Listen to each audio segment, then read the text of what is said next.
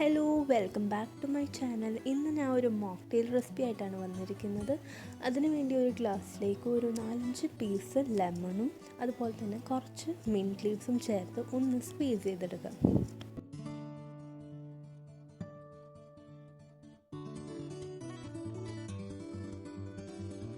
ഇനി ഇതിലേക്ക് ആവശ്യത്തിനുള്ള ഷുഗർ സിറപ്പ് ആഡ് ചെയ്ത് കൊടുക്കാം. ഇനി ഇതിലേക്ക് ഒരു 1/2 ടീസ്പൂൺ ഹണി കൂടി ആഡ് ചെയ്തിട്ട് ഒന്ന് മിക്സ് ചെയ്തതിന് ശേഷം ഇതിലേക്ക് ഐസ് ക്യൂബ്സ് ഇട്ട് കൊടുക്കാം. ഫൈനലി നമുക്കിതിലേക്ക് സോഡ ആഡ് ചെയ്ത് ഒന്ന് മിക്സ് ചെയ്തതിന് ശേഷം സെർവ് ചെയ്യാം.